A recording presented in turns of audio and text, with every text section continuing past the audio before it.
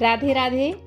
चैत्र महीने में पड़ने वाली अमावस्या को चैत्र अमावस्या कहा जाता है। साथ ही इसे भूतड़ी अमावस्या के नाम से भी जाना जाता है, क्योंकि यह 2023 में मंगलवार के दिन 21 तारीख को पड़ रही है, तो इसे हम भौमवती अमावस्या के भी नाम से जानते हैं। चैत्र अमावस्या के दिन पितरों का तर्पण किया जाता है, पितृ दोष के उपाय भी किए जाते हैं। साथ ही दान पुण्य का अत्यधिक महत्व होता है। चैत्र अमावस्या की कथा सुनने से पितृ ऋण से मुक्ति प्राप्त होती है। कुंभ में 100 बार स्नान करने से जो फल प्राप्त होता है, वही फल इस चैत्र अमावस्या के दिन प्रातःकाल स्नान करने से हमें प्राप्त होता है। चैत्र अमावस्या के दिन व्रत रखने से चंद्रदेव की कृपा प्राप्त होती है। इस दिन चंद्रदेव की पूजा अर्चना करने से सौभाग्यशाली जीवन प्राप्त होता है तथा हमारे जीवन में खुशियां आती हैं। इस दिन पितृ संबंधी कार्य करने से पितरों का आशीर्वाद प्राप्त होता है और मानसिक शांति भी हमें मिलती है। इस दिन शिव पार्वती का आशीर्वाद प्राप्त होता है तथा शिव पार्वती की पूजा अर्चना भी हमें करना चाहिए। चैत्र अमावस्या की पूजा विधि क्या है, आइए जानते हैं। चैत्र अमावस्या के दिन पितरों की आत्मा की शांति के लिए सुबह जल्दी उठकर स्नान किया जाता है। स्नान करने के बाद व्रत का संकल्प करते हैं। सूर्य देव को अर्घ देते हैं। अर्घ देते समय सूर्य देव के मंत्रों का जाप किया जाता है। यह करने के पीछे मान्यता यह है कि इस तरह करने से पितरों को प्रसन्नता प्राप्त होती है और सभी प्रकार के पापों से हमें मुक्ति मिलती है। चैत्र अमावस्या के दिन प्रातःकाल पीपल के पेड़ की पूजा की जाती है, क्योंकि पीपल के पेड़ में सभी देवी देवताओं का वास होता है। साथ ही संध्या समय पीपल की पूजा करने पर पितरों का भी आशीर्वाद प्राप्त होता है। अमावस्या, पूर्णिमा और एकादशी तिथि पर यदि पीपल का वृक्ष हम लगाते हैं तो समस्त पितृ ऋणों से हमें मुक्ति प्राप्त होती है। सभी पितरगण तृप्त हो जाते हैं।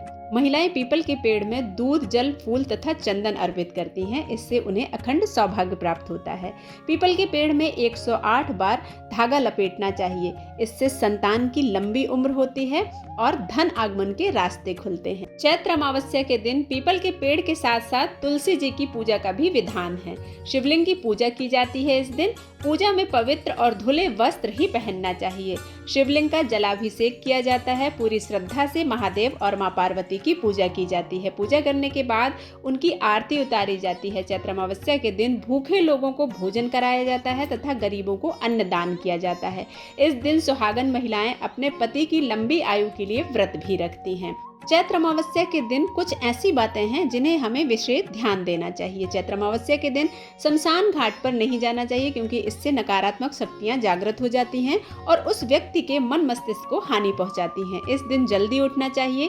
देर तक सोना अशुभ माना जाता है। पीपल की पूजा करते वक्त पीपल को छूने से मना किया जाता है, क्योंकि धार्मिक मान्यताओं के अनुसार शनिवार के अलावा किसी और दिन पीपल को छूना अशुभ माना जाता है। इस दिन मांसाहारी खाना नहीं खाना चाहिए और इस दिन शाकाहारी भोजन ही घर पर बनना चाहिए। इसके अतिरिक्त इस दिन बाल कटाना, दाढ़ी बनाना, नाखून काटना आदि कार्य भी वर्जित होते हैं। सुहागन महिलाओं को भूल कर भी इस दिन ना तो बाल धोने चाहिए और ना ही बालों को कटवाना चाहिए। चैत्र अमावस्या के दिन पूजा प्रार्थना करते समय कथा अवश्य सुनना चाहिए। कथा के अनुसार एक नगरी में एक राजा रहता था। उसकी प्रजा तथा उसका परिवार बहुत ही खुशहाल जीवन व्यतीत कर रहा था। राजा की पत्नी बहुत ही धार्मिक विचारों वाली और अपनी प्रजा को देखकर बहुत खुश रहती थी। राजा के महल के सामने एक साहूकार की हवेली थी। रानी तथा साहूकार की पत्नी सहेलियों की तरह एक दूसरे से बातें करती रहती थी। एक दिन साहूकार की हवेली से साहूकार की पत्नी की रोने की आवाज आई।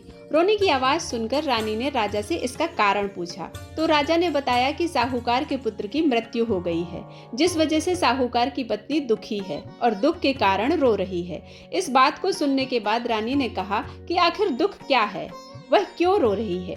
यह बात सुनने के बाद राजा को समझ नहीं आ रहा था कि वह रानी को किस तरह समझाए कि दुख क्या होता है। राजा ने रानी से कहा कि जिस दिन तुम्हारे पुत्र की मृत्यु होगी, उस दिन तुम्हें पता चल जाएगा कि दुख क्या होता है। राजा ने कहा कि तुम अपने पुत्र को मार दो, तभी तुम्हें दुख के बारे में पता चलेगा। यह बात सुनने के बाद रानी ने अपने पुत्र को महल से नीचे गिरा दिया। भगवान की कृपा से रानी का पुत्र किसी ढेर पर गिर गया, जिससे कुछ भी नहीं हुआ। पुत्र को देखने के बाद रानी ने फिर से वही प्रश्न राजा से पूछा। तब राजा ने कहा कि पड़ोसी राज्य से युद्ध हो रहा है, मैं उस युद्ध में अकेला जाऊंगा और जब मेरी मृत्यु की खबर तुम तक पहुंचेगी तो तुम्हें एहसास हो जाएगा कि दुख क्या होता है। अब राजा युद्ध के लिए चला गया, परंतु भगवान की कृपा से वह जीत गया। राजा घर वापस आ गया और वह सोचने लगा कि आखिर ऐसी क्या बात है कि वह रानी को दुख का एहसास भी नहीं करवा पा रहा है। इसके बाद राजा ने रानी को बुलाकर कहा कि वह दोनों गंगा यात्रा के लिए जाएंगे, इसलिए रानी तैयार हो जाए और गंगा किनारे जाकर वह गंगा में कूद जाएगा। रानी ने गंगा यात्रा की तैयारी शुरू कर ली। दूसरी तरफ कैलाश में भगवान शिव ने सती को कहा कि मैं कलयुग में तुम्हें सुखी आत्मा के दर्शन करवा दूंगा। यह कहने के बाद भगवान शिव ने बकरे का रूप धारण किया तथा माता पार्वती ने बकरी का रूप धारण कर लिया। इसके बाद दोनों वही नदी के किनारे घास चरने लगे। वहीं पर राजा अपनी रानी के साथ आ गया। राजा तथा रानी ने वहां भोजन किया और विश्राम करने लगे। उस समय राजा पानी पीने चला गया। वहीं पर माता पार्वती ने शिव जी से कहा कि रानी दुख देखना चाहती है और भगवान से पूछने लगी कि रानी को दुख का एहसास क्यों नहीं हो रहा है। रानी ने पशुओं को मनुष्य की बोली बोलते हुए सुन लिया। उसने सुना कि भगवान शिव माता पार्वती से कह रहे थे कि रानी ने अमावस का व्रत किया था, जिस कारण उसको दुख नहीं भोगना पड़ रहा है। पिछले जन्म में रानी ने अमावस का व्रत किया और इस जन्म में वह अब सुख भोग रही है। इसके बाद उन्होंने कहा कि यह राजा गंगा में भी नहीं मरेगा। रानी ने यह बातें सुनने के बाद राजा को सारी बातें बता दी। इसके बाद राजा रानी महल में वापस आ गए। राजा ने अपनी प्रजा को भी अमावस के व्रत करने की आज्ञा दी और कहा कि जो भी मनुष्य अमावस्या का व्रत करेंगे उन्हें हमेशा सुख और समृद्धि हासिल होगी। इसके बाद राजा की सारी प्रजा अमावस्या का व्रत रखने लगी और उसके राज्य में हर तरफ खुशहाली छा गई।